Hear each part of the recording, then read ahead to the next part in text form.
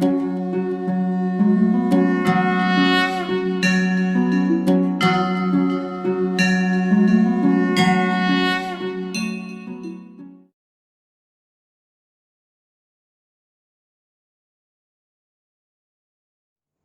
Morning વિદ્યાર્થી મિત્રો.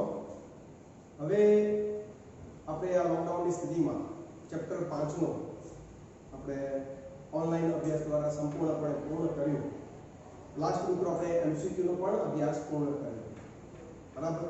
હવે આજથી આપણે એક નવા ચેપ્ટરની શરૂઆત કરવા મિત્રો જઈ રહ્યા છીએ. બરાબર. ચેપ્ટર 6 આનુવંશિકતાનો આણ્વીય આધાર.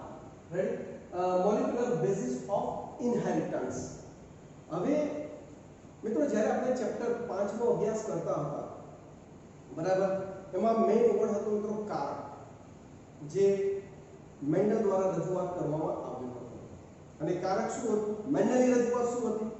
તો કે લક્ષણો એક પેઢીમાંથી બીજી પેઢીમાં સંતતિમાં શું થાય? ઉતરી આવે છે. એના ઉપરના એમના એક પ્રયોગો હતા. હવે એ ટોપિક જ્યારે હું તમને ભણાવતો ત્યારે વારંવાર હું એક શબ્દ વાપરતો કે ભાઈ જનીન દ્રવ્ય આવતો, જ્યારે શબ્દ ડીએનએ શબ્દ આવતો, રંગસૂત્રો શબ્દ આવતો, ત્યારે તમને હું વારંવાર કહેતો રહેતો કે આપણે ચેપ્ટર 6 ની અંદર આનો અભ્યાસ કરીશું. તો એ ચેપ્ટર 6 આનુવંશિકતાનો આણ્વીય આધાર, જેની આજે આપણે શરૂઆત કરવા જઈ રહ્યા છીએ. ખ્યાલ આવે છે કે મિત્રો? બરાબર. હવે આપણા ગ્રેગર જોન મેન્ડલ જે ખરા મિત્રો, એમનો પ્રયોગ હતો 1856 થી 1863. એ 7 વર્ષ દરમિયાન એમને પેલા વટાણા છોડ, બરાબર, એમના ઉપર અભ્યાસ કરી અને આનુવંશિકતા માટે કારકની એક રજૂઆત કરી દીધી હતી. બરાબર. 7 વર્ષના પ્રયોગો દરમિયાન છતાં પણ એ કારક કોણ છે, એ જનીન દ્રવ્ય શું છે, એના વિશેની પ્રોપર માહિતી તો મિત્રો ઇલેક્ટ્રોન માઇક્રોસ્કોપ શોધાયા, કોષ કેન્દ્રની શોધ થઈ. બરાબર. એટલે લગભગ એને જનીન દ્રવ્ય તરીકે, ડીએનએ તરીકે આજે આપણે ઓળખીએ છીએ. તો એના માટે 100 વર્ષ લાગી ગયા. કેટલા વર્ષ? 100 વર્ષ લાગી ગયા. ત્યારે આજે આપણે એને જનીન દ્રવ્ય તરીકે ઓળખીએ છીએ. એની સંપૂર્ણપણે માહિતી આજે આપણી પાસે છે. બરાબર. હવે આ જે જનીન દ્રવ્ય, આનુવંશિક દ્રવ્ય જેને આપણે કહીએ મિત્રો, ડીએનએ, ડીઓક્સીરિબોઝ ન્યુક્લિક એસિડ. શું મિત્રો? ડીએનએ ડીઓક્સીરિબોઝ ન્યુક્લિક એસિડ, જેનો આપણે આ ચેપ્ટરની અંદર મિત્રો ભરપૂર અભ્યાસ કરવાનો છે. એની દરેક બાબતનો આપણે આ ચેપ્ટરની અંદર સંપૂર્ણપણે અભ્યાસ કરવા જઈ રહ્યા છીએ. બરાબર. હવે વાત કરીએ મિત્રો, તો આપણે જે પૃથ્વી ઉપર જે સજીવો જે ખરા, બરાબર, જેને આપણે કહી શકીએ જૈવિક તંત્ર, કે ભાઈ પૃથ્વી પર આવેલા બધા સજીવો, એટલે બધા સજીવો એટલે ભેગા મળીને એક જૈવિક તંત્રની રચના કરે છે. તો આ બધા સજીવોની અંદર બે પ્રકારના જનીન દ્રવ્યોની હાજરી જોવા મળે છે. કેટલા મિત્રો? બે પ્રકારના જનીન દ્રવ્યો, એક ડીએનએ, તો બીજો કયો છે મિત્રો? આરએનએ. બરાબર. DNA deoxyribo nucleic acid, RNA ribo nucleic acid. મિત્રો આ બંને જે ખરા, બરાબર, એ બંનેમાં જે ફરક છે મિત્રો, એની જે પેન્ટોસ શર્કરા, કઈ શર્કરા મિત્રો? પેન્ટોસ શર્કરામાં એક ઓક્સિજનની ઉણપ એટલે ડીઓક્સી રિબોન્યુક્લિક એસિડ, બરાબર, અને એમાં એક ઓક્સિજન વધારે છે તો રિબોન્યુક્લિક એસિડ. આ વેરિએશન છે, જેનો અભ્યાસ મિત્રો ડીપમાં આજના લેક્ચરમાં આવે અથવા આવતીકાલના લેક્ચરમાં એ આવવાનું છે. ખ્યાલ આવી ગયો? એટલે એનું તમારે કોઈ ટેન્શન લેવાની જરૂર નથી. પણ છતાંય તમે યાદ રાખજો મિત્રો, આપણે ધોરણ 11 ની અંદર ચેપ્ટર નંબર 9 જૈવિક અણુઓ, એની અંદર મિત્રો આપણે ડીએનએ ના ટોપિકની અંદર અને સાથે સાથે શર્કરાના ટોપિકમાં એક્સ્ટ્રા પોઈન્ટ પર મેં તમારી સાથે ચર્ચા કરી છે કે ભાઈ ડીએનએ ની રચનામાં કે ભાઈ ન્યુક્લિયોટાઇડ ભાગ લે છે. બરાબર ને? ન્યુક્લિયોટાઇડ યાદ રાખો કે ભાઈ ન્યુક્લિક એસિડ એક લાંબી શૃંખલા છે, લાંબી ચેઇન છે. અને તમે જાણો છો જેને લાંબી ચેઇન બને મિત્રો એને પોલિમર કહીએ છીએ. તો પોલિમરનો નાનો એકમ શું, જેમાંથી પોલિમર બને હોય તો કે મોનોમર. તો કે મોનોમર અણુઓ એકબીજા સાથે જોડાતા જાય, લાંબી એક શૃંખલા બનતી જાય, અને એને મિત્રો આપણે શું કહીએ છીએ? પોલિમર તરીકે ઓળખીએ છીએ. તો કે ડીએનએ કે આરએનએ કોનો? કે ન્યુક્લિયોટાઇડ. મિત્રો ન્યુક્લિયોટાઇડનો પોલિમર છે. બરાબર. એટલે ઘણા બધા ન્યુક્લિયોટાઇડ અણુઓ ભેગા થતા જાય, એકબીજા સાથે જોડાતા જાય. આ બધું જ ડીપમાં આપણે અભ્યાસ કરવાના છે. તો એકબીજા સાથે જોડાતા જાય અને એક લાંબી શૃંખલા, એક લાંબુ પોલિમર બને જેને આપણે ન્યુક્લિક એસિડ તરીકે ઓળખીએ છીએ. બરાબર. એટલે યાદ કરો ધોરણ 11, બરાબર, એની અંદર પણ આપણે ડીએનએ ની રચનાનો અભ્યાસ કરેલો. એની અંદર પણ તમને ખબર છે કે ન્યુક્લિયોટાઇડના પાયાને તેમાં ત્રણ ઘટકો હતા: પેન્ટોઝ શર્કરા, નાઇટ્રોજન બેઝ અને ફોસ્ફેટ સમૂહ. યાદ છે કે મિત્રો? બરાબર. હવે તમે કહેશો સર ધોરણ 11 માં ભણ્યા હતા, આજે તો એટલું યાદ નથી. તો મિત્રો આનો ટોપિક આના પછીના આજના ટોપિકમાં આજે મોટા ભાગે આપણે પ્રસ્તાવના ઉપર ચર્ચા કરી રહ્યા છીએ. આ ચેપ્ટરની અંદર શું અભ્યાસ કરવાના છે એના ઉપર આપણી ચર્ચા ચાલી રહી છે. ખ્યાલ આવે છે કે નહીં? પણ જેવો એ ટોપિક આવશે હું તમને ડીપમાં વ્યવસ્થિત રીતે 11મું ધોરણના ટોપિક પણ તમને યાદ કરાવી દઈશ. બરાબર, કે જેથી તમને તકલીફ પડે નહીં. ક્લિયર છે દરેકને? ખ્યાલ આવી ગયો? તો એક વસ્તુ ક્લિયર થઈ ગઈ કે મિત્રો આપણા જૈવિક તંત્રની અંદર કુલ જે પણ સજીવો છે એની અંદર બે પ્રકારના જનીન દ્રવ્યની હાજરી જોવા મળે છે, કે ડીએનએ અને બીજો એક છે મિત્રો શું? આરએનએ.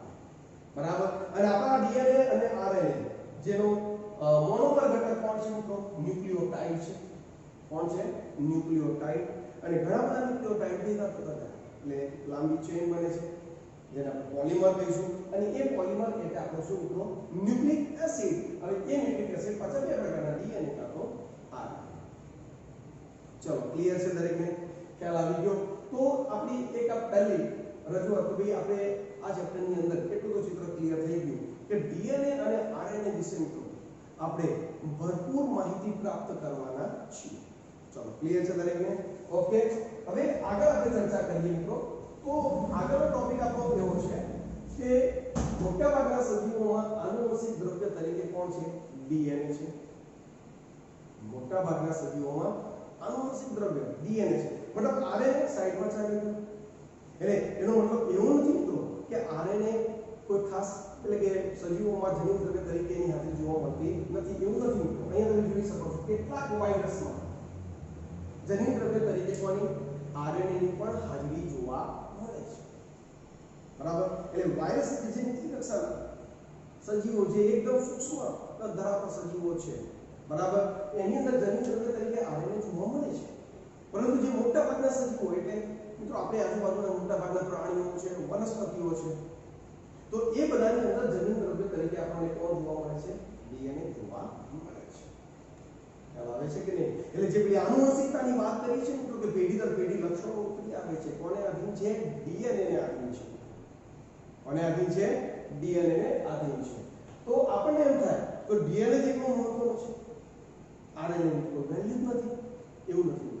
ભલે અમુક નીચી કક્ષાના વાયરસ જેવા સજીવોમાં આરએનએ જનીન દ્રવ્ય તરીકે હોય છે, પરંતુ આરએનએ આપણા શરીર સાથે મોટા ઉચ્ચ કક્ષાના સજીવોમાં એ ઘણા બધા કાર્યો સાથે શું છે મિત્રો? સંકળાયેલો છે. એક કાર્ય આપણે અહીંયા આપ્યું છે તો સંદેશાવાહક તરીકે મિત્રો મેસેન્જર આરએનએ. બરાબર. મેસેજ લઈને જાય છે. મિત્રો આપણે ધોરણ 11 ની અંદર અંતઃસ્ત્રાવનું આપણું જે છેલ્લું ચેપ્ટર હતું એની અંદર આપણે જોયું મિત્રો કે ડીએનએ પ્રત્યાયન કરે છે એટલે મેસેન્જર આરએનએ બને છે. અને એ મેસેન્જર આરએનએ રિબોઝોમ્સની સપાટી ઉપર જાય એટલે એ મેસેન્જર આરએનએ પર માહિતી છપાય છે. એના આધારે પેલા એમિનો એસિડ ગોઠવાતા, તો ટ્રાન્સફર આરએનએ લઈને આવતો અને એમાંથી પ્રોટીન બનતો. એ ટોપિક પણ આપણે આ ચેપ્ટરમાં અભ્યાસ કરવાના છે. એટલે કહેવાનો મતલબ એ છે કે ડીએનએ પાસેથી માહિતી લઈ જવાનું કાર્ય કોણ કરે? આરએનએ કરે છે, જેને આપણે મેસેન્જર આરએનએ સંદેશાવાહક આરએનએ તરીકે ઓળખીએ. મિત્રો અનુકૂળ કારક એડેપ્ટર તરીકે પણ આરએનએ કામ કરે છે. બરાબર. અનુકૂળ કારક એટલે મિત્રો આપણે જાણીએ છીએ કે એમિનો એસિડ ને લઈને આવવાનું કામ કોણ કરે છે? તો ટ્રાન્સફર આરએનએ કરે છે. રેડી? તો એ અનુકૂળ કારક તરીકે પણ આરએનએ જ ભાગ ભજવે છે. મિત્રો સંરચનાત્મક બંધારણમાં પણ રિબોઝોમના બંધારણમાં કોણ છે? Ribosomal RNA.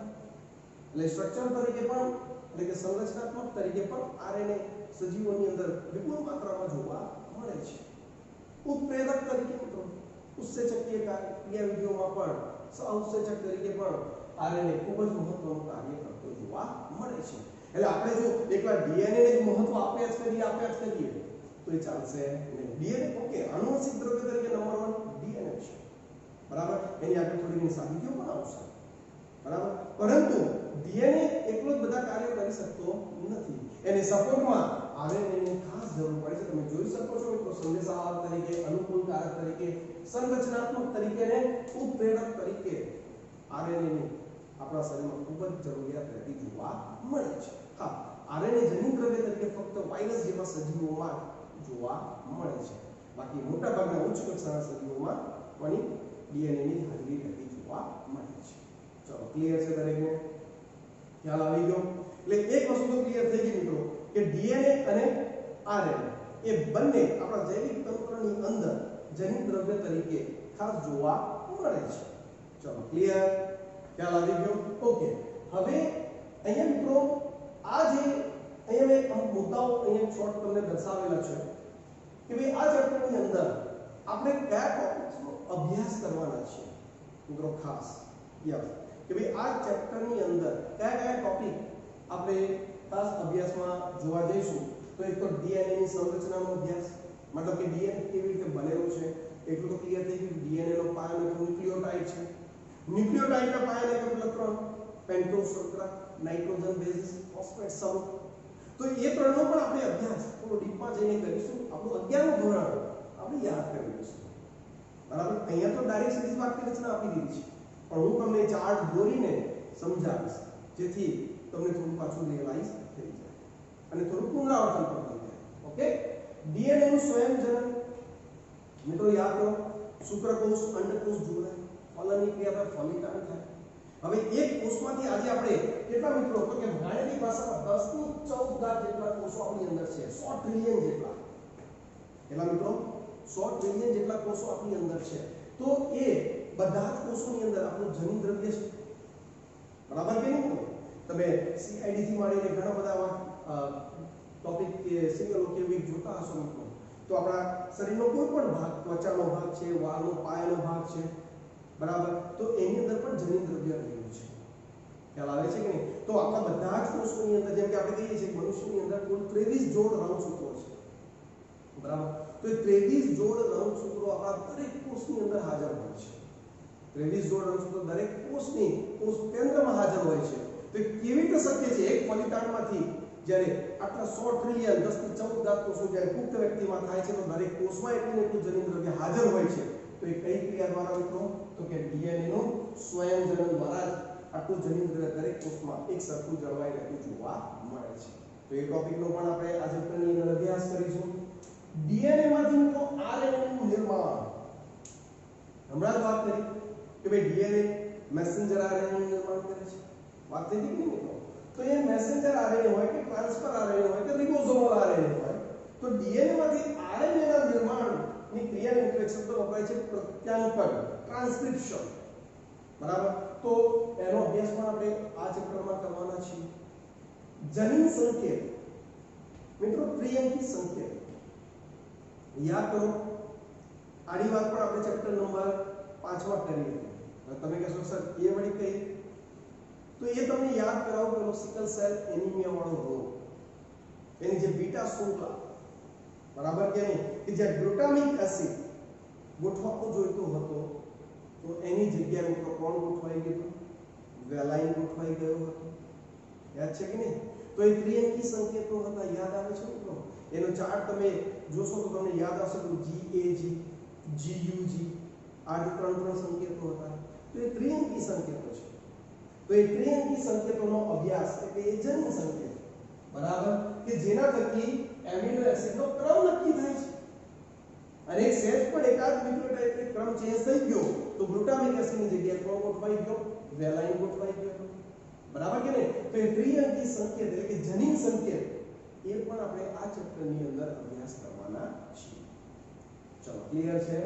ઓકે. આગળ વાત કરીએ મિત્રો પ્રોટીન સંશ્લેષણ, ટ્રાન્સલેશન, કે ભાઈ માહિતી ડીએનએ ને મેસેન્જર આરએનએ આપે અને મેસેન્જર આરએનએ રિબોસોમ્સ ઉપર ગોઠવાય અને ત્યાંથી પેલો ટ્રાન્સફર આરએનએ એક એક એમિનો એસિડ ગોઠવતો જાય. તો એ ક્રિયા એટલે પ્રોટીન સંશ્લેષણ, જેને ભાષાંતર, ટ્રાન્સલેશન તરીકે ઓળખવામાં આવે છે. તો એ ટોપિકનો પણ આપણે ડીપમાં આ ચેપ્ટરની અંદર અભ્યાસ કરવાના છીએ. ચલો, ક્લિયર છે દરેકને? ખ્યાલ આવી ગયો? આગળ વાત કરીએ તો માનવ જનીન સંકુલ, હ્યુમન જીનોમની વાત પણ છેલ્લે ચેપ્ટરના અંતિમ મિત્રો જેને ન્યુક્લિયોટાઇડનો ક્રમ મિત્રો, હવે તો એક વસ્તુ તો ક્લિયર થઈ ગઈ કે ધીરે ધીરે ખબર પડી કે કારક એક જનીન છે, બરાબર. ચેપ્ટર 5 માં આપણે ચર્ચા કરી ગયા છીએ અને પાછું ચિત્ર ક્લિયર થયું કે આવા જનીનો તો રંગસૂત્રો ઉપર ક્રમમાં ગોઠવાયેલા છે અને એ રંગસૂત્રો ગણો કે જનીન સારા બનેલા છે ન્યુક્લિક એસિડના. ન્યુક્લિક એસિડનો આખો એક લાંબો પૂછું એ રંગસૂત્રો તરીકે ઓળખાય છે, પણ ન્યુક્લિક એસિડના નાના ટુકડામાં ભાગો એ જનીન તરીકે ઓળખાય છે. તો એ બધી ચર્ચા મિત્રો આપણે આ ચેપ્ટરની અંતમાં એના અંતિમ ભાગમાં હ્યુમન જીનોમ એના ઉપર આપણે ચર્ચા કરવાના છીએ, બરાબર. અને સાથે સાથે મિત્રો આપણે ડીએનએ ફિંગરપ્રિન્ટ જેવા ટોપિક પણ આ ચેપ્ટરના અંતિમ ભાગમાં આપણને જોવા મળશે.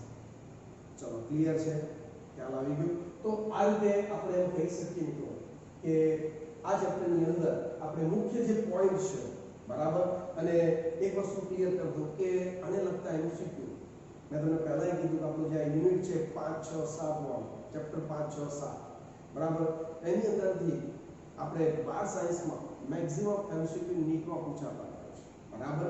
અને સાથે સાથે આ ચેપ્ટરો બધા ડીપમાં અને સારી રીતે જ આપેલા છે એનસીઈઆરટી ની અંદર, પ્લસ ગુજરાત બોર્ડની અંદર પણ આ ચેપ્ટરની વેલ્યુ કેવી છે મિત્રો, ખૂબ જ વધારે છે એમ કહી શકાય, બરાબર.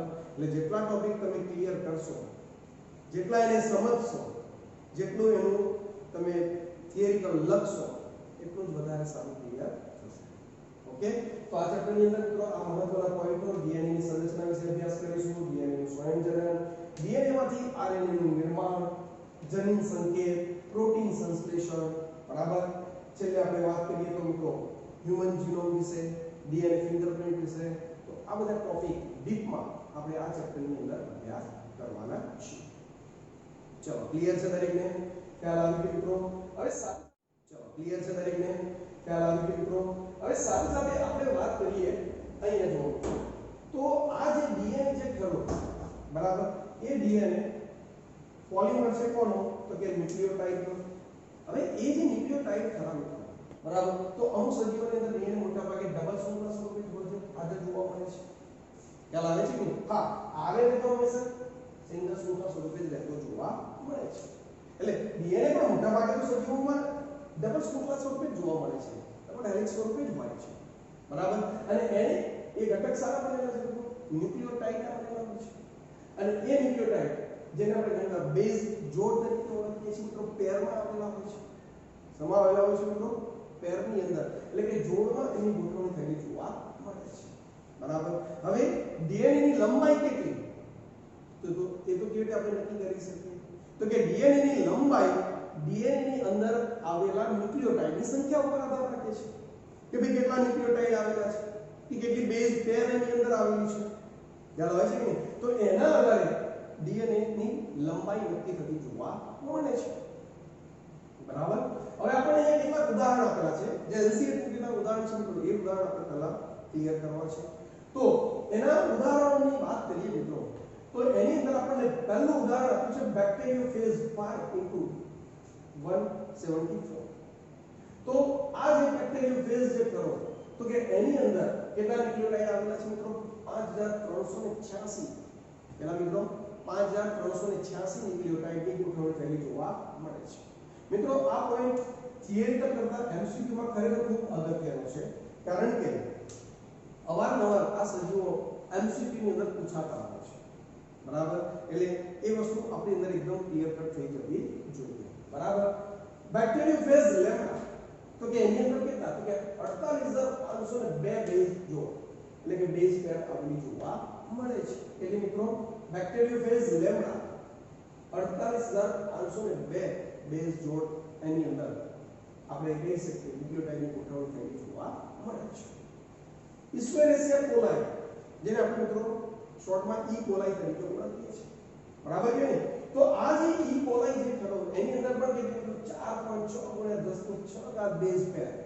મિત્રો તમે જોઈ શકો છો કે ભાઈ ઈ કોલાઈ, બરાબર, એક બેક્ટેરિયા જે આપણે કહીએ આદિકોષ કેન્દ્રિત કોષ, બરાબર, એની અંદર જનીન દ્રવ્ય તો ફક્ત એક જ રંગસૂત્ર પૂંછડામાં સ્વરૂપે હોય છે, બરાબર કે નહીં, જેને આપણે ન્યુક્લિયોઇડ કહીએ છીએ, રેડી. તો એની અંદર પણ કેટલા મિત્રો બેઝ પેર 4.6 × 10⁶ 6 ઘાત જેટલી બેઝ પેર એની અંદર રહેતી જોવા મળે છે.